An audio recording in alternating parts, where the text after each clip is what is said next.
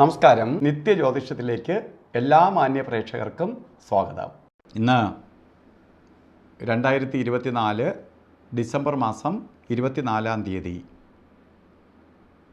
1200-ാം ആണ്ട് ധനുമാസം 9-ാം തീയതി ചൊവ്വാഴ്ച. ഇന്ന് ചൊവ്വാഴ്ചയാണ്. ഇന്ന് ഉദയനക്ഷത്രം വന്നിരിക്കുന്നത് അത്തം നക്ഷത്രമാണ്. നക്ഷത്രം ശുഭനക്ഷത്രമാണെങ്കിൽ പോലും ഇന്നത്തെ ദിവസം അനുകൂലപ്രദമല്ല. ചൊവ്വാഴ്ചയാണ്. ചൊവ്വ എന്ന് പറയുമ്പോൾ വളരെ നെഗറ്റീവായിട്ടുള്ള ഒരു ദിവസമാണ്.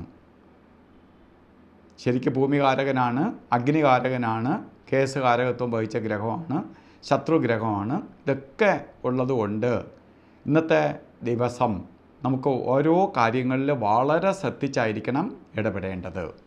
അല്ലെങ്കിൽ ശത്രുക്കളെ എണ്ണം കൂടാനും പലതരത്തിലുള്ള ബുദ്ധിമുട്ടുകൾ നേരിടാനും ഇടവരുന്ന ദിവസം തന്നെയാണ്. ധനുമാസത്തിലെ അത്ത നക്ഷത്രം ബർത്ത്ഡേ വന്നിട്ടുള്ളവർ ഒരു വർഷത്തെ ഫലത്തെയാണ് ചിന്തിക്കേണ്ടത്. വാർഷിക ഫലത്തെ ചിന്തിക്കുമ്പോൾ, ഒരു വർഷത്തിൻ്റെ ഫലത്തെ നമ്മൾ ചിന്തിക്കുമ്പോൾ പലതരത്തിലുള്ള ബുദ്ധിമുട്ടുകളായിരിക്കും നിങ്ങൾക്ക് ഈ ഒരു വർഷം ഉണ്ടാവുക.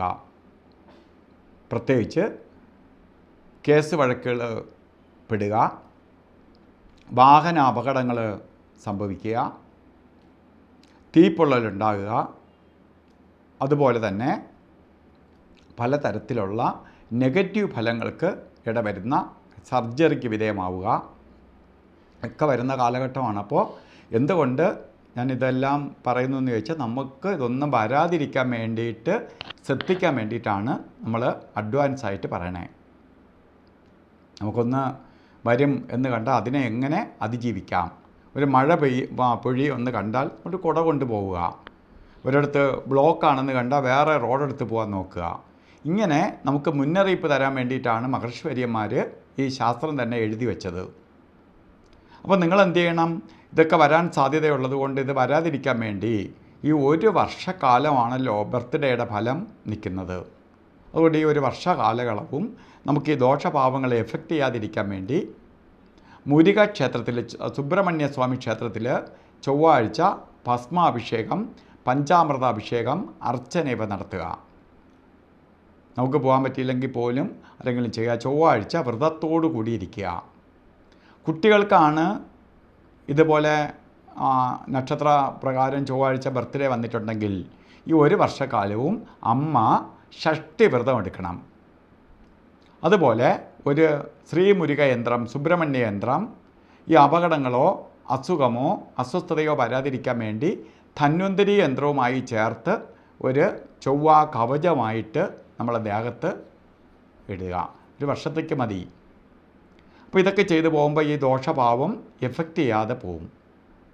അതുപോലെ ഇന്നും ഓരോ കാര്യത്തിന് ഇറങ്ങുമ്പോൾ, ഇന്നത്തെ ദിവസം കൊള്ളില്ലെന്ന് പറഞ്ഞു എങ്കിലും ഓരോ കാര്യത്തിന് നമ്മൾ ഇറങ്ങുമ്പോൾ രാവുകാല സമയം നോക്കി യാത്ര തിരിക്കണം. ശരിക്കും പറഞ്ഞാൽ 3:15 തൊട്ട് രാവുകാലം തുടങ്ങുകയാണ്. 4:41 വരെയാണ് രാവുകാല സമയം. 3 മുതൽ 4:30 വരെ എന്ന് കലണ്ടറിൽ രേഖപ്പെടുത്തിയിട്ടുണ്ടെങ്കിലും 3:15 ആരംഭിക്കുകയുള്ളൂ. അത് 4:41 വരെയുണ്ട്. 4:30 തീരൂല. അതുപോലെ തന്നെ ഒരു കാര്യത്തിനും കൊള്ളാത്ത 2 സമയവും കൂടിയാണ് യമകണ്ഠകാല സമയവും ഗുളികകാല സമയവും. ഇന്ന് ഗുളികകാല സമയം വരുന്നത് 12:24 തൊട്ട് 1:50 വരെയും, യമകണ്ഠകാല സമയം 9:33 മുതൽ 10:59 വരെയും. ഈ സമയം ഒരു ശുഭകാര്യങ്ങൾക്കും എടുക്കരുത്. അഭിജിത്ത് മുഹൂർത്തം വരുന്നതും 12 തൊട്ട് 12:48 വരെയാണ് ഇന്ന് അഭിജിത്ത് മുഹൂർത്തത്തിൻ്റെ സമയം. അപ്പോൾ അഭിജിത്ത് മുഹൂർത്തം നമുക്ക് മറ്റ് കാര്യങ്ങളിൽ നിന്ന് സംരക്ഷണം തരുന്ന ഒരു സമയമാണ്.